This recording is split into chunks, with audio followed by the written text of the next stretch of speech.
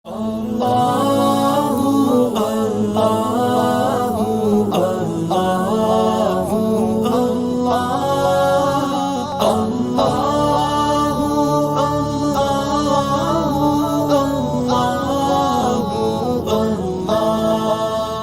باللہ من الشیطان الرجیم بسم اللہ الرحمن الرحیم۔ ناظرین کرام السلام علیکم ورحمۃ اللہ وبرکاتہ۔ انشاءاللہ تبارک و تعالی آج ہم لوگ پڑھیں گے الترکیب کا سبق نمبر 10۔ اب تک جو ہے وہ اس سلسلے میں ہم لوگ تقریباً جو ہے وہ 13 ویڈیوز جو ہے وہ بنا چکے ہیں۔ یہ ہوگا ہمارا پارٹ نمبر 14۔ اب تک جو ہے وہ ہم لوگ 4 قواعد جو ہے وہ پڑھ چکے ہیں۔ 4 قواعد کے تحت جو مشق ہے، مشق نمبر 1، اس کا ہم نے آغاز کیا تھا اور الحمدللہ اس مشق میں ہم لوگ 9 ترکیبیں کر چکے ہیں۔ آج جو ہے وہ ترکیب نمبر 10 ہوگی اور یہی اس مشق کی جو ہے وہ آخری ترکیب ہوگی انشاءاللہ تعالیٰ۔ پھر اگلی دفعہ جو اگلی ویڈیو ہوگی اس میں نئے قاعدے کا ہم لوگ آغاز کریں گے۔ تو دیکھتے ہیں کہ یہاں پر ترکیب کیا ہے۔ یہ ہے صرفتو، بہت آسان ہے۔ ثلاثی مزید فی سے اس کا تعلق ہے۔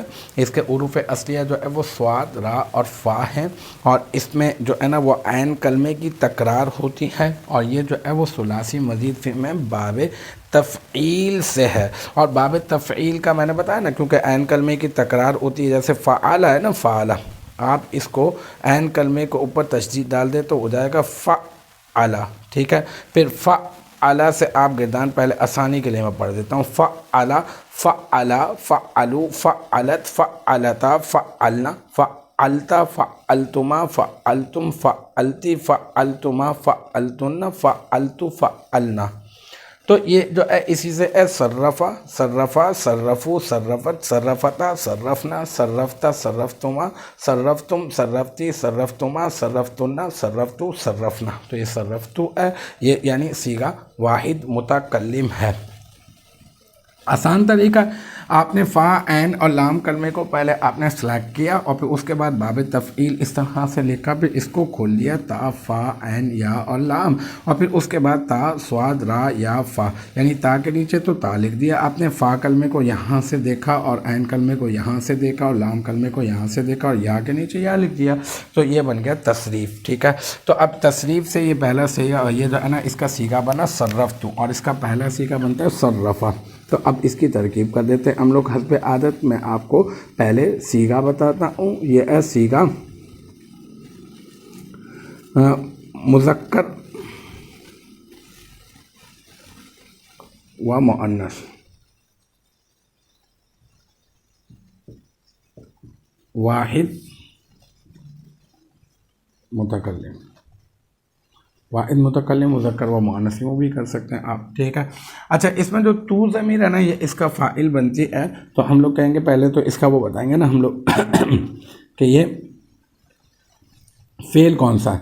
تو ہم بتائیں گے کہ یہ فعل ہے، فعل مضارع مثبت بھی ہے، یہ ہے نا، منفی نہیں ہے، اور یہ معروف بھی ہے، مجہول نہیں ہے، یہ معروف ہے، معروف۔ اچھا، اب اس کے حروف اصلیہ میں کوئی حرف زائد بھی ہے؟ ہاں بالکل ہے۔ تو اب ہم لوگ کہہ دیں گے اس کو ثلاثی مجرد نہیں کہیں گے ہم لوگ اس کو، کیونکہ زائد ہے نا، تو ثلاثی مزید فی، ثلاثی مزید فی ہی کہیں گے، ٹھیک ہے، ثلاثی مزید فی۔ اور اب جو ہے اس کے حروف اصلیہ میں کوئی حرف علت ہے؟ نہیں ہے۔ کیا اس کے حروف اصلیہ میں کوئی جو ہے وہ حمزہ ہے؟ نہیں ہے۔ کوئی 2 حروف ہم جنس کے نہیں ہے، تو اس کا مطلب یہ صحیح ہے۔ تو ہم لوگ اس کو کہہ دیں گے ہفت اقسام کے حساب سے یہ صحیح ہے۔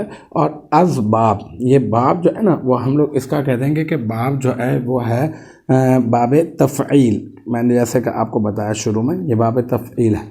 اچھا، تو ضمیر، یہ جو تو ضمیر ہے نا، تو ضمیر مرفوع متصل بارس، ٹھیک ہے نا، بارس اس کا فاعل۔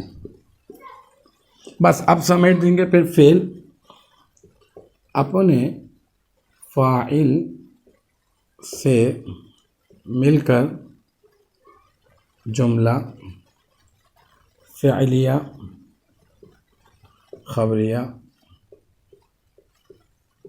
ہوا۔ ٹھیک ہے، تو الحمدللہ یہ بھی اپنے اختتام کو پہنچا، یہ مشق بھی ہماری پوری ہو گئی ہے۔ تو مشق نمبر 1 جو ہے سبق نمبر 10 میں 4 قواعد کے تحت جو مشق ہے، مشق نمبر 1 اس کی ترکیبیں تھی 10۔ الحمدللہ آج ہماری 10ویں ترکیب اور پارٹ نمبر 14، اس سبق کا پارٹ نمبر 14 بھی اپنے اختتام کو پہنچا، اور مجھے امید ہے کہ یہاں تک کی جو بات ہے وہ آپ کی سمجھ میں آ گئی ہوگی انشاءاللہ تبارک و تعالی۔ نیکسٹ ٹائم اگلی ویڈیو اگلی کلاس کے ساتھ ملاقات ہوگی، جب تک آپ اپنا بہت خیال رکھیے گا۔ وآخر دعوانا الحمدللہ رب العالمین۔